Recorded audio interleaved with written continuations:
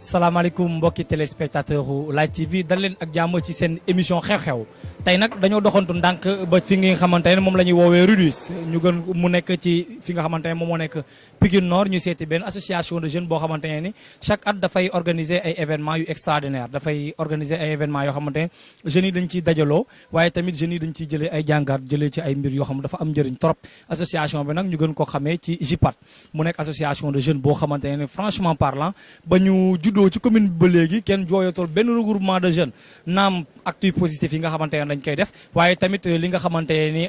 ay gestes la yoo xamante ne yu noble yoo xamante ne dañ koy organiser fii ci commune Pikine Nord JIPAT nag moom la ñu seet si tey ak fi nga xamante ne moom moo nekk Light TV ci seen émission bi nga xamante ne ñu ngi koy woowee xew-xew ñu ñëw pour waxtaan ak activité bi nga xamante ne ñoom moom la ñuy waajal mbokk yi laataa ñuy gën a xuus si waxtaan bi dañuy bàyyi seen président mu nuyoo mu présenté waaye tamit aussi tamit mu mën leen dalal. GG production ñu ngi leen nuyu di kontaan ci yéen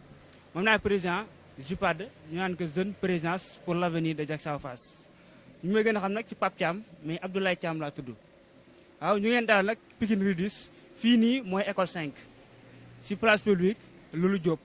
place publique bi ñun ñoo ko géré tey fi leen fi dalal bëgg waxtaan ak yéen si suñu journée yi ñu préparé maanaam journée culturelle yi ren dañ ko bëgg a def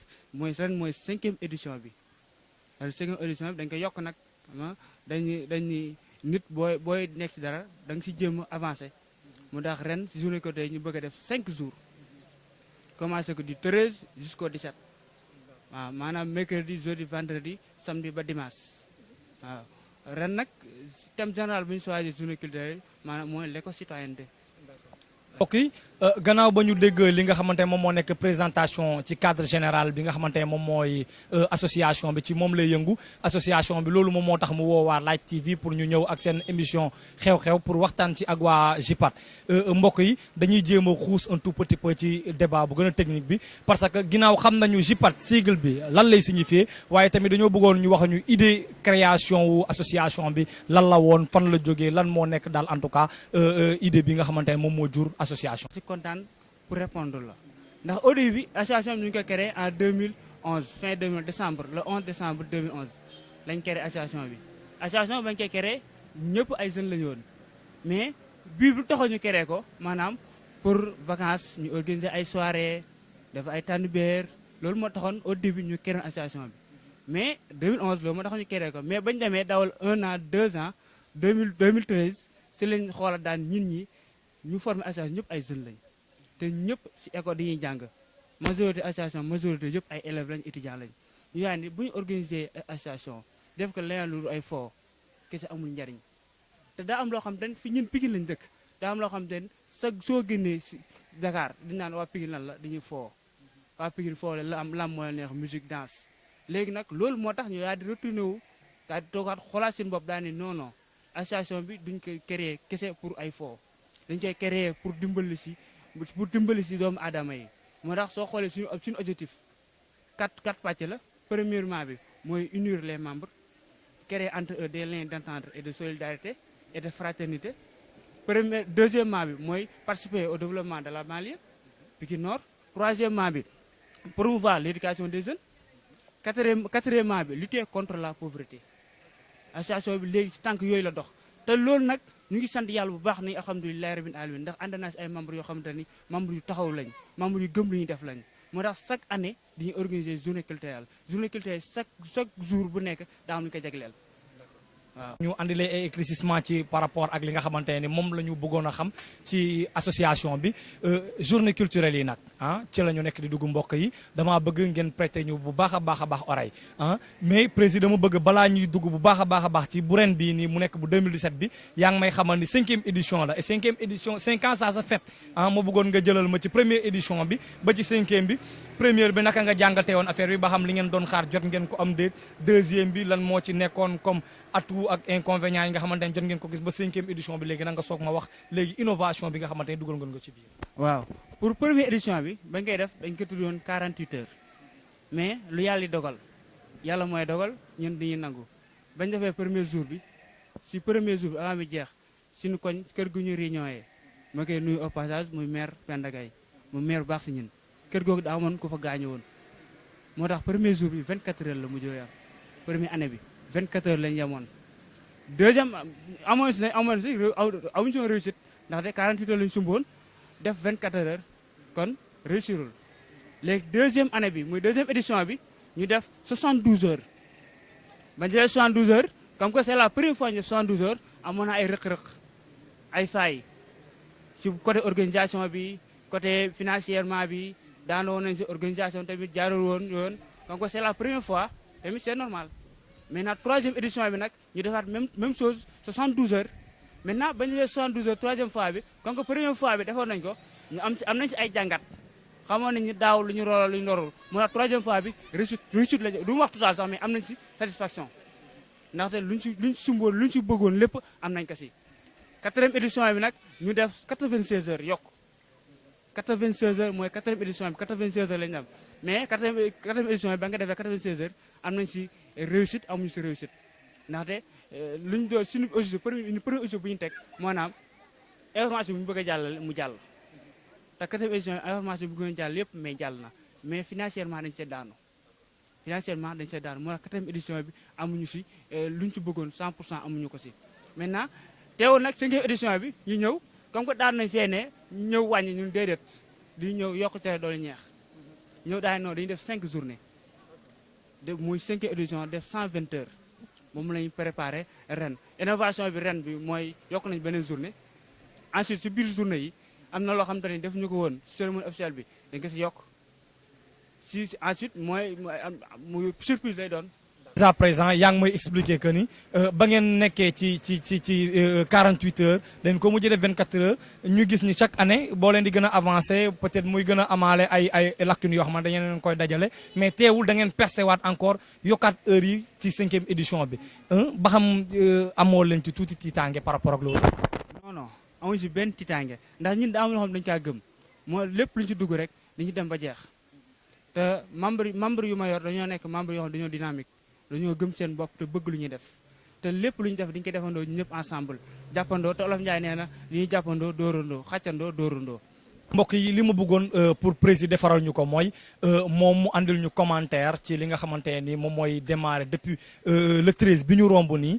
def nañ ci benn activité depuis le 13 activité bi nga xamante ne moom lañ doon def ba bi nga xamante ne moom la ñuy nar a daanalee le 17 parce que aussi tamit il n'est pas demandé ñu yokk heure yi rek pour rien vous allez comprendre que ni ay ndaw la ñu naam mais il y a un adage qui dit nous sommes jeunes c'est vrai mais aux ambiés la valeur n'attend point le bon nombre des âges waa JIPAT comprendre nañu loolu. ndaxte si biir journée yi dafa am journée boo xam ne dañu ko tourné journée éducation maintenant journée éducation bi lu si am maanaam jeune année boo si am ak concours poésie maintenant jeune année dafa am phase éliminatoire boobu moo nekk le 15 le 15 léegi dama si ñëw léegi dafa am jeune année bi waaw dafa am jeune année bi les jeunes année dafa am phase éliminatoire léegi phase éliminatoire yi moom lañu commencé le 20 bi passé le 20 lañ jee première match phase éliminatoire yi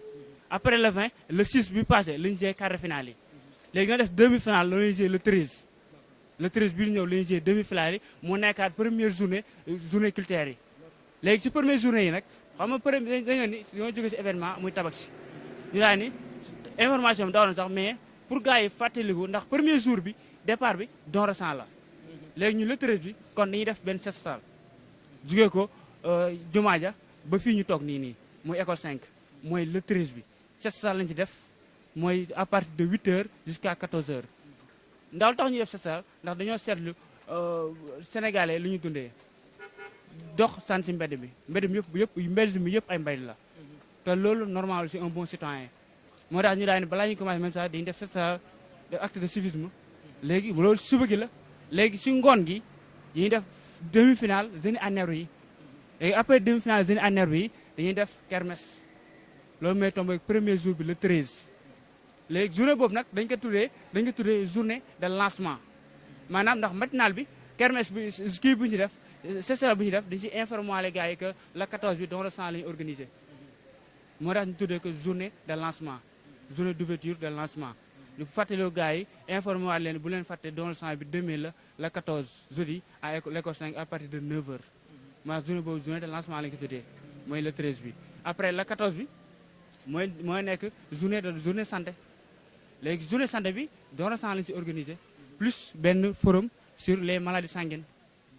les maladies du sang lañ ci def à partir de midi le débat bi commencé jusqu'à 14h ndaxte don sang bi 9h lay commencé ba 14h mooy premier jour mooy deuxième jour journée culturelle yi mooy la 14 bi. après le soir dañuy defaat kermesse pour xam nga vacances yi ci vacances lañ nekk te xale dañoo soxla loo xamante ni pour ñu divertir ñu foo sentir seen bopp ci vacances yi moo gën ñu leen di bàyyi ñu dem ay géej wala dem taxawal feneen dugg ci leneen seen waaj ñu xam ci lu nekk moo gën ñun nañ leen jël encadré leen organiser 3 jours de kermesse muy 13 14 15 3 jours de kermesse pour xale yi jox leen ko def ko lu yomb nag 100 francs nga jël lépp foo sentir sa bopp ci vacances lañ nekk xale yëpp war a sentir seen bopp ci vacances nekkul xale bu nekk bu dëkk Almadies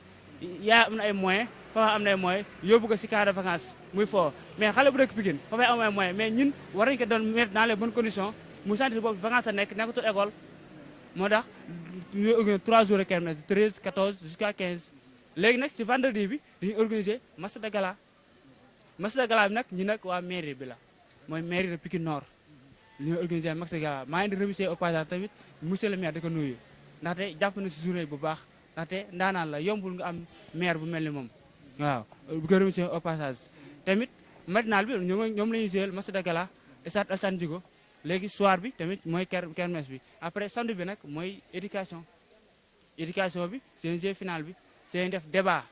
sur thème débat bi la réorientation des élèves vers les disciplines scientifiques et techniques n'est-elle pas un pilier fondamental pour l'avenir du système éducatif sénégalais ndax lu tax ñu jël thème boobu ndax dañoo xool ni léegi Sénégal élèves yëpp dañoo daw ci série littéraire bi yëpp dañoo daw série littéraire te éducation acte de développement la waaw acte de développement la léegi bu ñëpp dawee ci littéraire bi léegi ban scientifique la ñu am te ñu ngi nii dañoo manqué professeur scientifique professeur mat amuñu ko te léegi bu élèves yëpp dawee ci série littéraire bi kon Sénégal du am te ay scientifique te boobaa sin gàcce lay doon moo tax ñu ni nañ orienté waat élèves yi waxaat leen nekkul série bi ngeen yaakaar moo gën a yomb moo gën a neex foofu la du foofu fekkee lu gaaw te problème élèves yi mooy dañoo amul ku leen expliquer amuñu ku leen orienté Sénégal loolu problème élèves yi loolu mooy kenn amul ku leen encadré ku leen expliquer ku leen orienté léegi ñun en tant que association nekk ci quartier bi nañu jouer suñu rôle ci loolu comme am nañ ci un peu expérience dañu orienté élèves yi wax leen ban voie moo gën a baax léegi loolu lañu def ci samedi bi léegi après dimanche bi c'est def cérémonie de clôture bi invité monsieur le maire da ñëw chef de quartier bi da ñëw ci président d'honneur di ko remercier waate Issa Laye Gueye day ñëw membre d'honneur yi waa koñ bi yëpp à Pikine ñëpp lañu ci invité association yi nekk ci alentour bi yëpp ensuite le soir nag mooy dernière journée bi c'est def élection Miss tamit ci foofu noonu dafa am ñaari rôle lu ñu fay jouer ndaxte ci biir élection Miss bi dañuy montrer waat suñu culture ndax dañoo xool ni Sénégal culture dafa dee jigéen ñi dañoo bàyyi culture seen art dañ ko bàyyi dem ci occidentaux yi yaakaar na occidentaux yi ñoo yor lu baax non nit ki boo amee dara da nga koy sàmm léegi aada ak cosaan lañu bëgg a wane ci journée culturelle yi c'est ci élection Miss yi ensuite daal di artistes yu nekk ci quartier bi fii ci Pikine Nord ñoo xam ne siiwaguñu ñu jéem leen relancer yëkkati leen ba ñëpp xam leen ndax dañuy jàppalante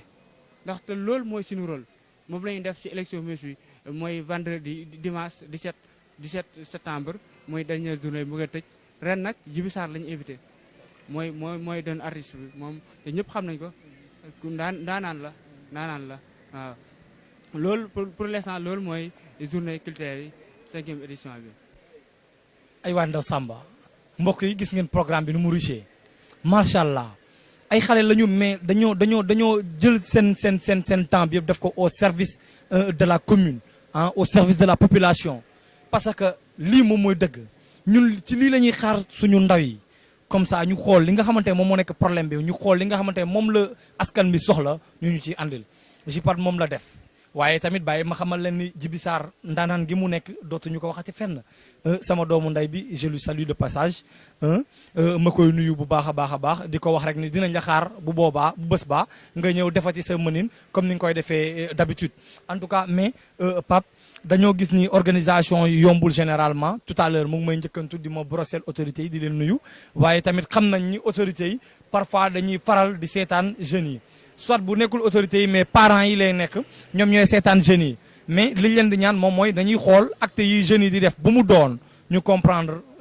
besoin bi lu mu doon ndax ñu fekk si ñu mais dama lay bàyyi nga yegg si waat si parce que heure bi du autorité bi nga xam ne moom moo nekk si commune bi rek ngeen soxla mais soxla ngeen ñeneen ñi nga xamante ne ñoom ñoo nekk ci entourage bi. waaw si loolu damay sawar répondre ndaxte autorités yi si lañ bokk mais tamit parents yi ñu jar a gërëm lañ ndax seetaanuñu benn yoon saa yu amee manifestation suñ demee dañuy dugg seen kër rek wax leen nga ñu noo yëg nañ ko yéen bu leen dara metti suñu alentour bu ñu wër ñoom ñoo ñu jàppale si publicité bi ñu ñoo si jàppale mais yeneen autorités yi madame la maire seet nañ ko premier adjoint maire am na président d'honneur suñu président d'honneur yi seet nañ leen ñoom ñëpp seet nañ leen te képp kuñ si seet yi da ngay toog nga rafetlu programme bi lépp luñ si wax maanaam kontaan nañ si yéen. par rapport aux yeneen autorités seet nañ leen ñëpp seet nañ leen ku nekk ñu jox la ni la lii lañ xaar si yow te ñëpp jàpp nañ si kuñ si dem seet si leen Biralo seet nañ ko Malick Cissé seet nañ leen ñoom ñëpp seet nañ leen léegi ku yëpp ci dem dañ naan ni kontaan nañ ndaxte rusloo woo la ñu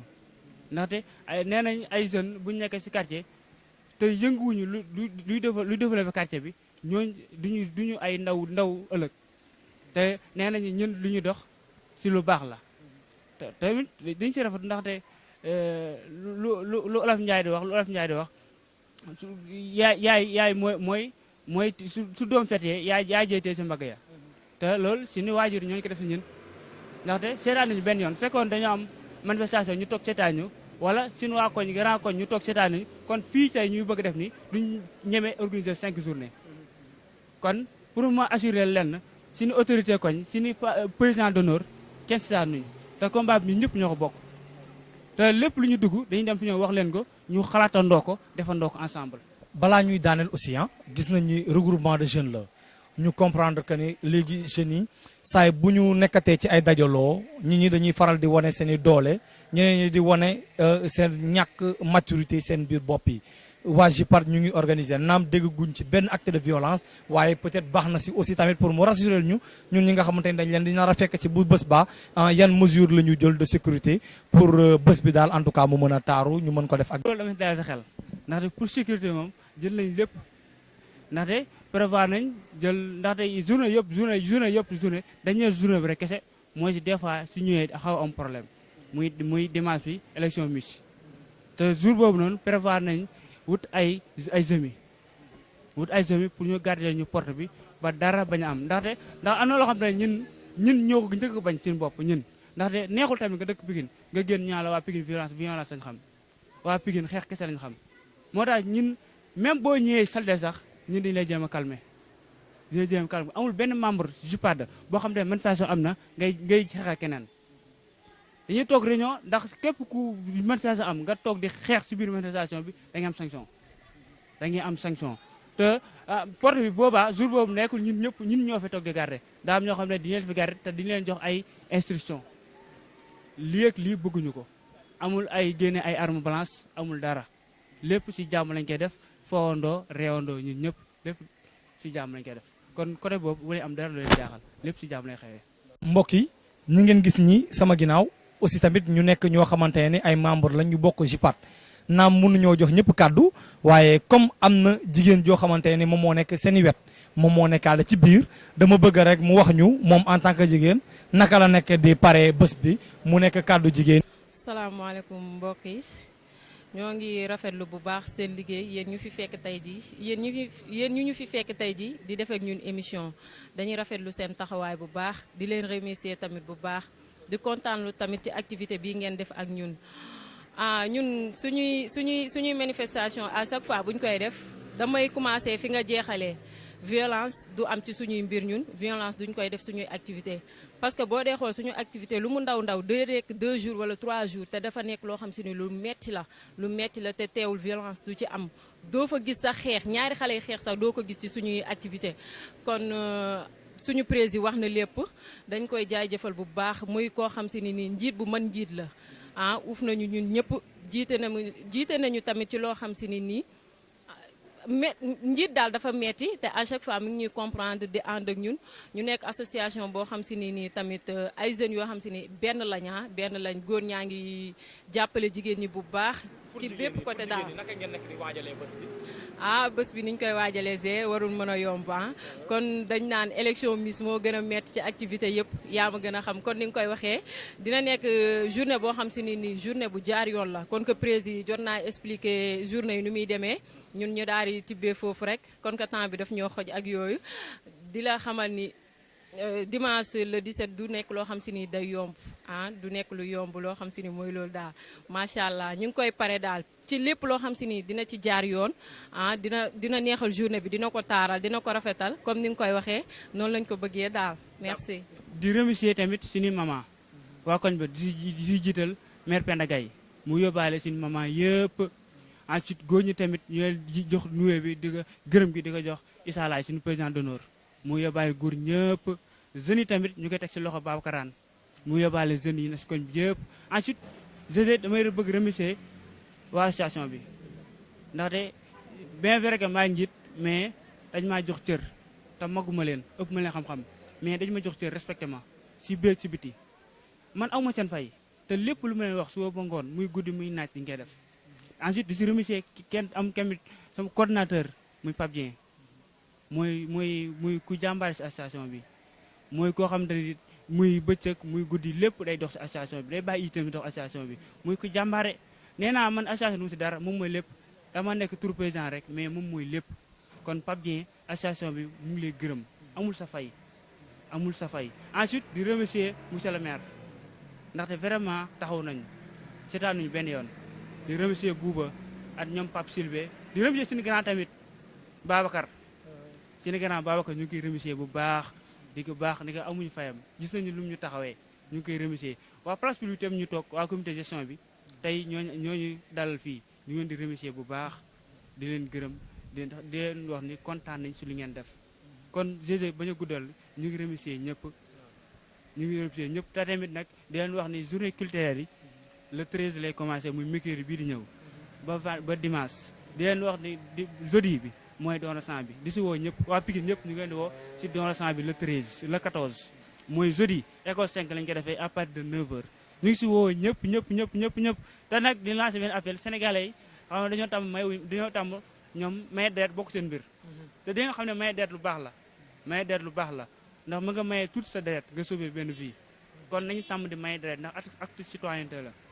kon nañ cee tàmm kon di leen wax loolu yëpp di leen invité nag manifestation di leen invité ñëpp ci journée culturelle yi képp ku dëkk Pikine ku dëkkul Sénégal invité nañ leen ci journée culturelle yi du 13 jusqu'au 17 inchallah merci GG.